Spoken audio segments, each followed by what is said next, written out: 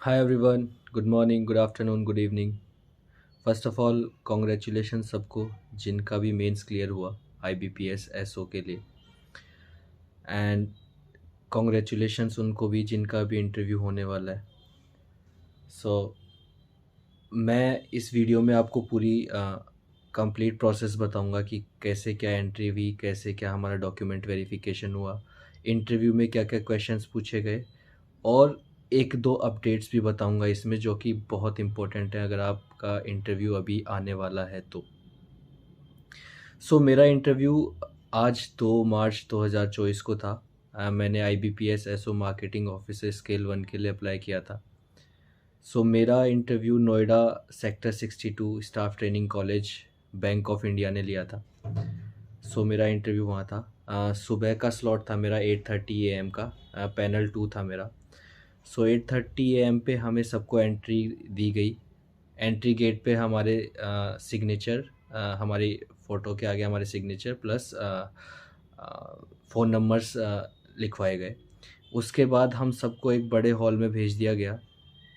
वहाँ पे हमारे एडमिट कार्ड चेक हुए, वेदर जो पर्सन आ रहा है वो करेक्ट है या नहीं, वो ट्रू पर्सन है या नहीं, वो चेक किया गया। उसके बाद वहाँ से हमें फिर एक हॉल में भेजा गया जहाँ हमारे बायोमेट्रिक हुआ। देयर वाज नो ऑर्डर कि इस ऑर्डर में आपको बायोमेट्रिक के लिए जाना है। कोई भी उठ के कभी भी बायोमेट्रिक करवा सकता था।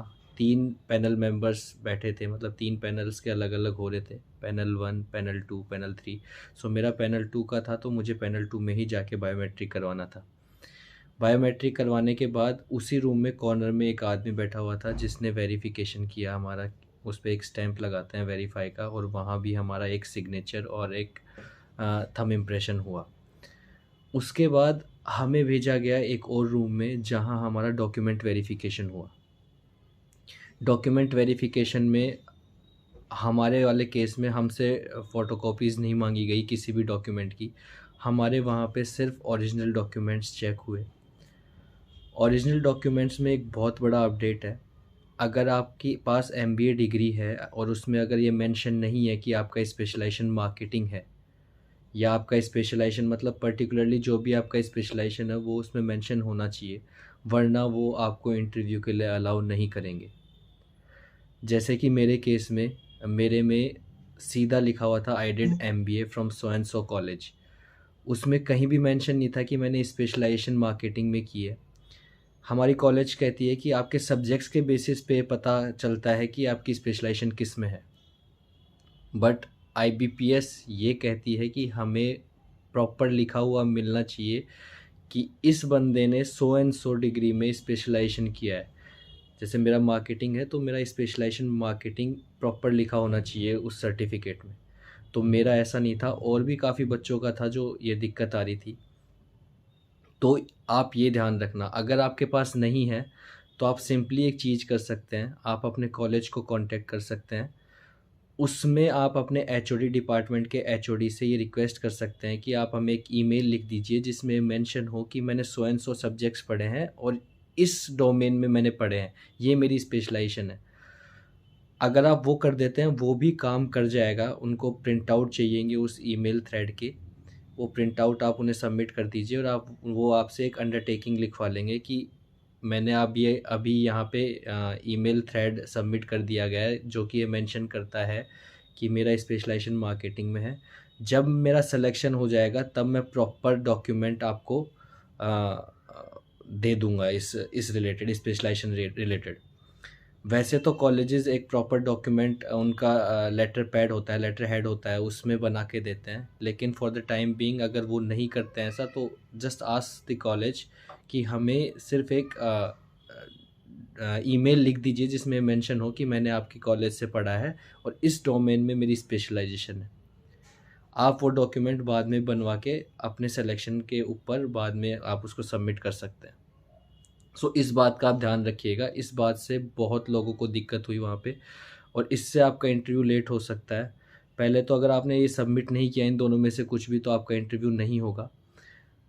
अगर आपने उस एंड और ऑन द स्पॉट अगर आपने ये सारे काम किए तो आपके इंटरव्यू में बहुत लेट हो सकता है। मैं सबसे पहले पहुंचा था ये डॉक्यूमेंट वेरिफिकेशन के लिए, लेकिन मेरा इंटरव्यू लगभग सबसे लास्ट में हुआ क्योंकि इस मेरा ये स्पेशलाइजेशन वाला प्रॉब्लम हो गया था। तो आप पहले से ये चीज़ का ध्यान रखना। जो भी डॉक्यूमेंट्स आपने लगाए हैं, अगर आप किसी कैटेगरी से आते हैं, for example OBC, SC, ST या ईडब्ल्यूएस, तो आप ध्यान रखना कि आपका सर्टिफिकेट 1 अप्रैल 2023 से पुराना ना हो, और कोशिश करना जो कि उन्होंने फॉर्मेट दिया हुआ है उसी फॉर्मेट में आप लेके आओ। दूसरे फॉर्मेट में आप ला सकते हो, कोई दिक्कत नहीं है, पर आप कोशिश करना 1 अप्रैल 2023 के बाद ही वो डॉक्यूमेंट बनाओ।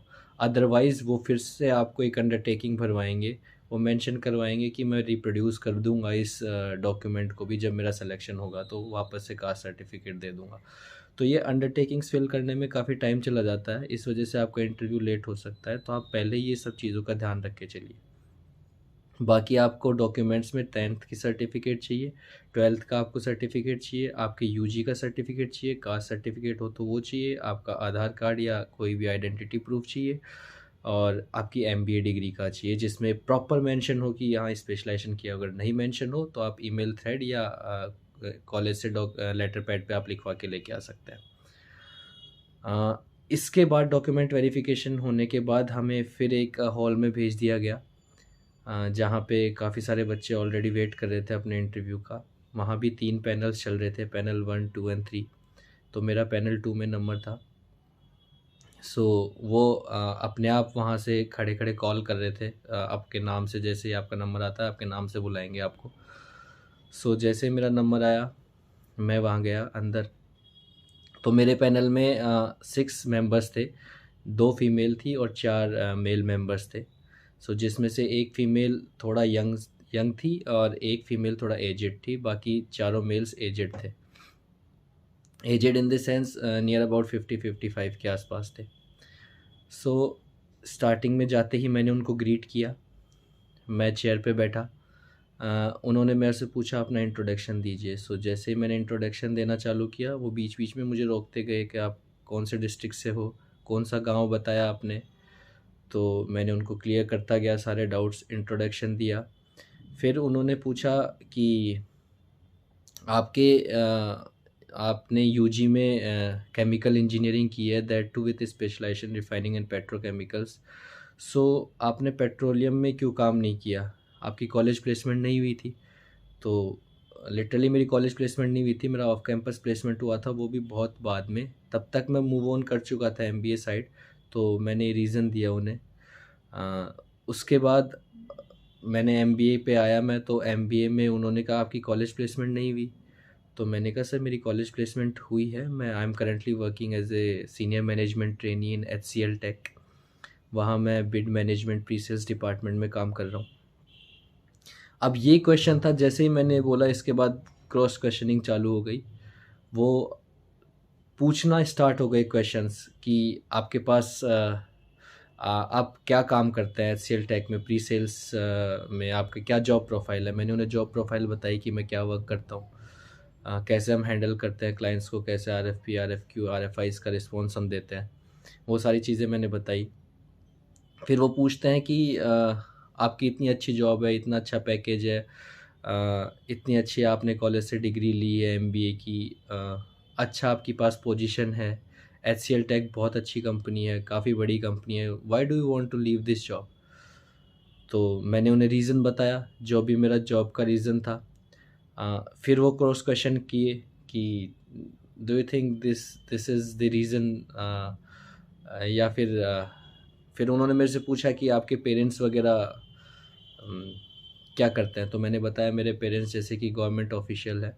तो मैंने उनका डिस्क्राइब किया। देन दे सेड हाँ this is the reason why you want to join this government field. तो मैंने कहा सर नहीं, अगर मुझे गवर्नमेंट का इतना ही होता तो मैं ग्रेजुएशन के बाद उसकी प्रिपरेशन करके कर सकता था। बेसिकली चीज़ ये है कि तुम्हें उन्हें सेटिस्फाई करना होगा कि क्यों तुम ये जॉब छोड़ के, करंट जॉब छोड़ के अपनी इस बैंक वाली जॉब में आना चाहते हो, दैट टू विथ तुम्हारा अगर पैकेज अच्छा हो, सब कुछ अच्छा हो। वी ऑल नो कि हाँ गवर्नमेंट है इसलिए हम आना चाहते हैं, ये तो एक रीज़न है, बट हम डायरेक्टली वहाँ कह नहीं सकते कि गवर्नमेंट है सर मैं इसलिए आ रहा हूँ। तो आपको ये क्वेश्चन ज़रूर प्रिपेयर करके जाना है अगर आप ऑलरेडी वर्किंग है कहीं पे। तो आप डेफ़िनेटली ये क्वेश्चन प्रिपेयर करके जाएँ, क्योंकि मैक्सिमम क्वेश्चंस, मोस्ट क्वेश्चंस आपको इसी पे पूछे जाएँगे आपकी वर्क प्रोफ़ाइल पे, अगर आप वर्किंग हैं तो। औरों से जैसे मेरी बात हुई, उन्होंने बताया कि हमारा इंटरव्यू भी कुछ 5 मिनट, कुछ 3 मिनट, कोई कह रहे थे हमारा 7 मिनट, कोई कह रहे थे 8 minute, 10, max to max 15 minute तक इंटरव्यू चला है। इतना ज़्यादा स्ट्रेच नहीं किया उन्होंने इंटरव्यू। बेसिकली काफ़ी स्मूथ इंटरव्यू रहा है सभी लोगों का। तो मेरे जो उसमें थे तो आईटी वाले भी थे, एचआर वाले भी थे, मार्केटिंग वाले भी थे। तो most of the students marketing वाले वो पैनल 2 को ही प्रोसीड कर रहे थे, उसी में थे मार्केटिंग वाले मैक्सिमम बच्चे। तो मैंने औरों से बात की, उनके बैकग्राउंड जो वर्किंग नहीं थे, जैसा मैंने बताया, जो वर्किंग नहीं थे, उनसे उनके यूजी पे क्वेश्चंस पूछे गए काफ़ी। जैसे किसी ने कॉमर्स में किया है तो उनको कॉमर्स में काफ़ी क्वेश्चन पूछे गए। बैलेंस शीट, प्रॉफिट लॉस जैसे मैंने बताया, और भी क्या-क्या होती हैं, एसेट लायबिलिटीज़ के बारे में पूछा गया। तो मतलब आप अपना बैकग्राउंड जो भी है उसका थोड़ा अच्छे से प्रिपेयर करके जाना, अगर आप वर्किंग नहीं है। अगर आप वर्किंग है तो आईड प्रेफर कि आप अपना सिर्फ जो अभी करंट वर्क एक्सपीरियंस है उसको अच्छे से प्रिपेयर करके जाएँ। और one of the most questions तो ये पूछे जाएंगे उसमें कि आप अपना करंट जॉब क्यों छोड़ना चाहते हैं, और आप उनको सेटिस्फाई कर सकते हैं इस क्वेश्चन पे, तो आपको अच्छे नंबर मिलने के चांसेस हैं इंटरव्यू में।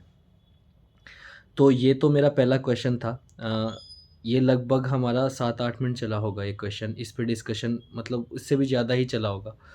उसके बाद एक मैडम ने मुझसे पूछा कि आप कंटेंट मार्केटिंग के बारे में क्या जानते हैं? तो मैंने उन्हें कंटेंट मार्केटिंग के बारे में बताया, क्योंकि मैं मार्केटिंग के लिए मैंने अप्लाई किया है, तो उन्होंने मेरे को मार्केटिंग बेस्ड क्वेश्चन पूछे। तो मैंने उन्हें मार्केटिंग के बारे में बताया, कंटेंट मार्केटिंग के बारे में, तो वो सैटिस्फाई थे मेरे आंसर से। फिर एक और मैडम थी जो बिल्कुल मेरे पास में राइट साइड में बैठी थी, उन्होंने पूछा कि आप कौन से बैंक में आपका अकाउंट है? तो मैंने मेरे चूँकि मेरे 2 बैंक्स में अकाउंट है, एक एसबीआई में है, एक एचडीएफसी में है। तो उन्होंने मेरे को बताया कि पूछा कि एसबीआई में जो आपका अकाउंट है, आप एक मोबाइल ऐप का नाम बता सकते हैं? एसबीआई के अकाउंट होल्डर अगर आप हैं तो उसमें एक मोबाइल ऐप का नाम बताइए। तो मैंने बताया SBI YONO app, mobile app है उसका। फिर उन्होंने मुझसे पूछा कि ओके करेक्ट, योनो की फुल फॉर्म क्या है? तो उस टाइम मुझे याद नहीं था योनो की फुल फॉर्म क्या होती है। तो मैंने उन्हें सीधा थोड़ा पॉज़ लेके मैंने मना कर दिया, ma'am I can not recall it right now. तो इसके बाद उन्होंने कहा ओके प्रतीक, नो इश्यूज़। फिर उन्होंने मेरे को बाद में भी आखिरी में कहा कि प्रतीक आप इतनी अच्छी जॉब कर रहे हो, इतना वो, हम आपको डीमीन नहीं कर रहे, किसी भी चीज़ के लिए डिस्करेज नहीं कर रहे, लेकिन why are you leaving your job? तो मैंने फिर उनको थोड़ा-सा इस पे हमारा डिस्कशन चला। तो इसके बाद उन्होंने कहा okay Prateek, best of luck for your result. इसके बाद मैं वहाँ से निकल के आ गया। जैसे ही मैं निकला, मैं गेट के बाहर ही खड़ा था लगभग, तो काफ़ी देर तक डिस्कशन चला, तब तक दूसरे बच्चे का नंबर नहीं आता। तो वो मेरे उस पे काफ़ी देर तक डिस्कशन कर रहे थे, उनकी आवाज़ बाहर तक आ रही थी। सो आई डोंट नो एग्ज़ैक्टली, मैं सुन नहीं पाया कि क्या आवाज़ थी, बट हाँ, काफ़ी देर तक उनका डिस्कशन चला। नेक्स्ट जैसे ही बच्चे का नंबर आएगा, आता उससे पहले। तो या ये मेरा एक्सपीरियंस था। उसके बाद हम सीधा उन्होंने बताया कि अब सीधा आप घर जा सकते हैं, तो आपका इंटरव्यू प्रोसेस ओवर हो चुका है। तो मैं सीधा घर के लिए निकल गया। तो ओवरऑल मेरा एक्सपीरियंस अच्छा रहा इंटरव्यू का। पॉज़िटिव सोच रहा हूँ मैं, तो और होप पॉज़िटिव ही रहे। अ सब कुछ डिपेंड करेगा मेंस के मार्क्स पे, क्योंकि as you all know 80% mains का है, 20% ही इंटरव्यू का वेटेज है। तो आपका अगर मेंस अच्छा है तो इंटरव्यू में अगर थोड़ा बहुत भी आपका ऊपर नीचे हुआ है तो वो कंपनसेट हो जाएगा उससे।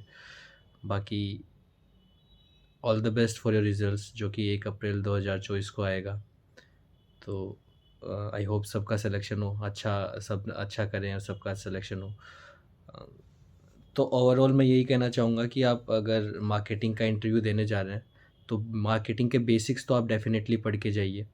1-2 बच्चों से जैसे और बात हुई तो उन्होंने मार्केटिंग का बताया कि उनसे पूछा गया फ़ॉल्स एडवर्टाइज़िंग क्या होता है? सरोगेट मार्केटिंग क्या होता है? एफ़िलिएट मार्केटिंग क्या होता है? सो ये बेसिक टर्म्स आप ज़रूर पढ़ के जाएँ। 4 पीज़ क्या होते हैं? मार्केटिंग की डेफ़िनिशन, सेल्स फ़नल जो कि मेरे एक दोस्त से पूछा गया। तो आप ये सब पढ़ के जाएँ बेसिक्स, और अपने वर्क एक्सपीरियंस का तो डेफ़िनेटली आप करके जाएँ। अगर आप गवर्नमेंट एम्प्लॉयी हैं, तो आपको एनओसी ले जाना कंपल्सरी है, आपको एनओसी चाहिए ही चाहिएगी। तो आप ये भी ध्यान में रख के जाएँ डॉक्यूमेंट ले जाते वक़्त। बाकी ऑल द वेरी बेस्ट। अभी 7 तारीख तक इंटरव्यूज़ चलेंगे, तो आई होप दिस वीडियो आपको एक बेटर ग्लिम्प्स दे पाए कि कैसा क्या होता है इंटरव्यू में।